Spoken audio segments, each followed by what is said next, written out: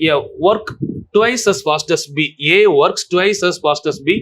Okay. A என்பவர் B ஐ விட 2 மடங்கு திறமையானவர். If B can complete a work in 12 days independently, the number of days which A and B together can finish the work கேக்குறாங்க.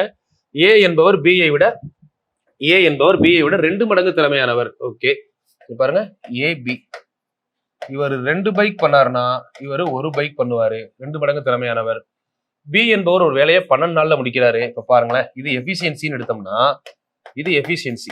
அப்ப days எப்படி இருக்கும்னு பாருங்க, 1x 2x. சரிங்களா? இதுல யாரு சொல்றாங்க? பி என்பவர் ஒரு வேலையை 12 நாள்ல முடிக்கிறாரா?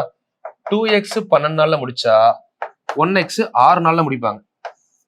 கரெக்டா? 2x 12 நாள்னா 1x 6 நாள்ல முடிப்பாங்க.